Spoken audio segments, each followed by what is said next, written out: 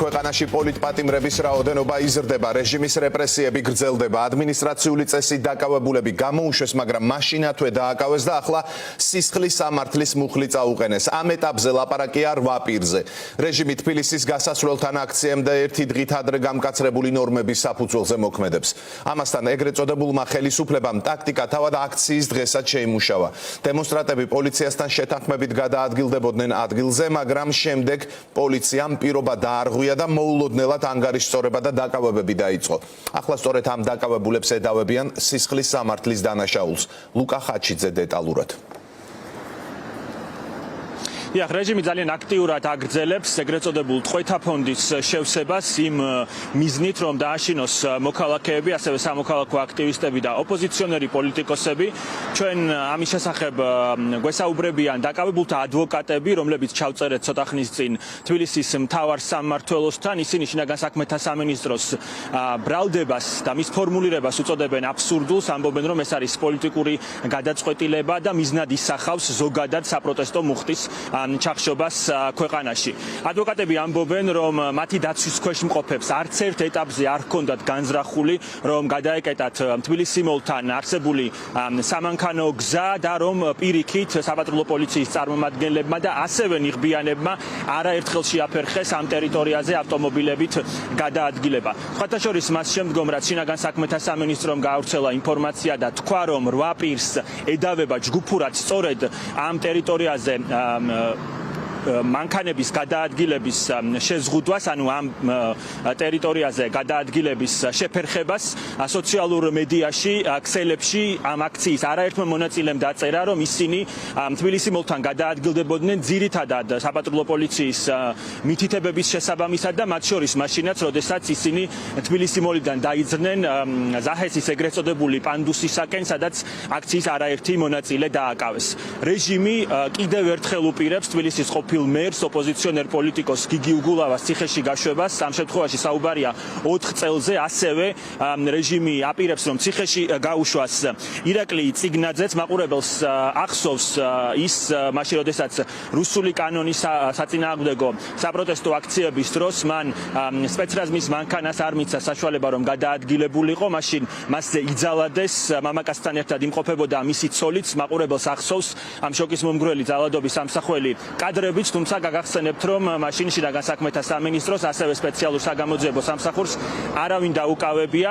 ყველაზე ახალგაზრდა ბრალდებული ამ პოლიტიკურად მოტივირებულ საქმეში არის 21 წლის ბიჭი, თბილისის სახელმწიფო უნივერსიტეტის საერთაშორისო ურთიერთობების ფაკულტეტის სტუდენტი ნიკა კუტუბიძე. მასაც ედავებიან, რომ მან ჯგუფურად მიიღო ამ ეგრეთ წოდებულ დანაშაულში მონაწილეობა. ასევე ივანიშვილის პარტია ციხეში გაშვებას 4 წლით უპირებს ირაკლი ტაბატაძეს, ვასილ ელიავას, ნიკოლოზ ქუმსიშვილს, ალექსანდრე გოგოლაძეს და ოპოზიციონერ დიმიტრი ბიძინაშვილსაც.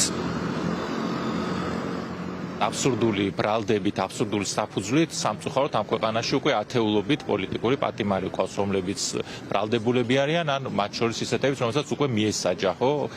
სრულიად აბსურდულად ქალბატონი მზია ამაღლობელი ელოდება საჟეს სილის გაცვლისთვის პოლიციელისთვის. ამიტომ ამ ფონზე, რა თქმა უნდა, ამ თვალსაზრისით არაფერი გასაკვირი, რომ ხელისუფლება აგრძელებს ამ დანაშაულებრივ ძალადობას საზოგადოებაზე, ერთადერთი მიზნით, რომ მოხდეს დაშინება და იმ საპროტესტო აქციების გაქრობა და გაჩერება, რომელიც ივანიშვილის რეჟიმის წინააღმდეგ არის მიმართული. ამ ხელისუფლებას არაფერში სჭირდება რაღაც ფორმალური კანონმდებლობა, არაფერში სჭირდება კონსტიტუციური მოთხოვნები და ასე შემდეგ.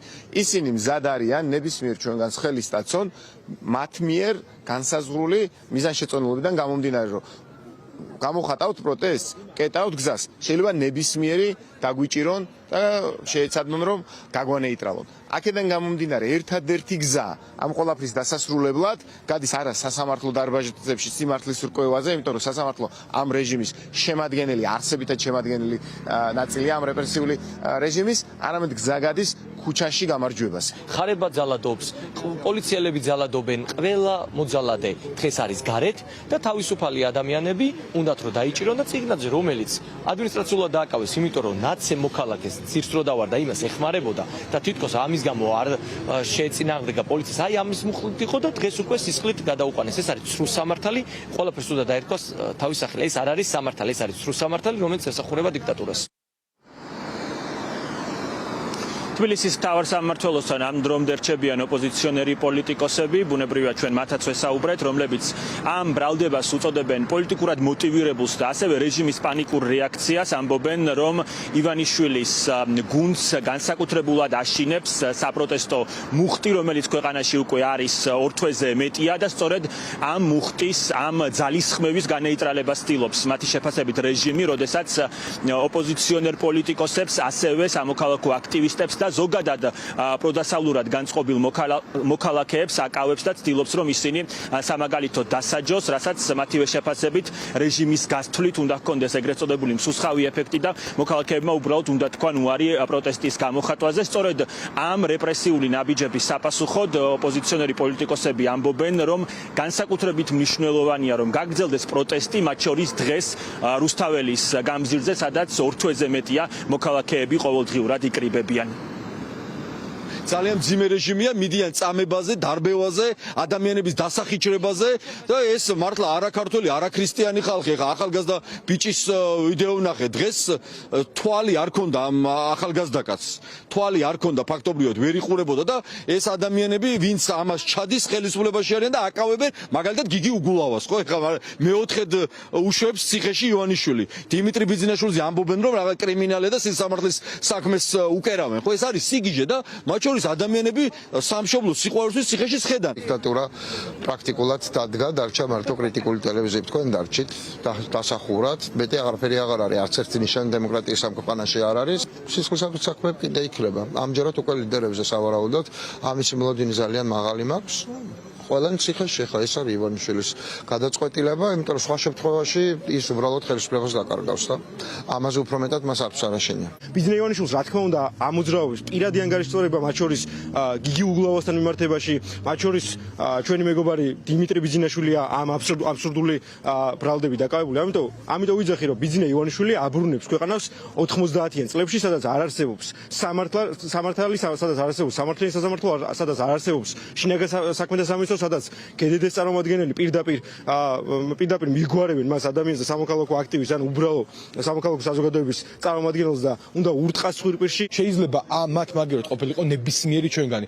ამიტომ ყველანი რუსთაველზე არა იმისთვის, რომ კონკრეტული ადამიანები დავიხსნათ. კი, ესეც მნიშვნელოვანია, მაგრამ იმისთვის, რომ უბრალოდ ხვალ თქვენ არ იყოთ უკანონო პატიმრები და ეს ქვეყანა საბოლოო ჯამში გავიდეს იქ, სადაც არის მისი ადგილი. დღეს არ ვიბრძვით ევროკავშირში გაწევრიანების. დღეს ვიბრძვით იმისთვის, რომ ეს ქვეყანა ჩაეხსნას რუსეთს.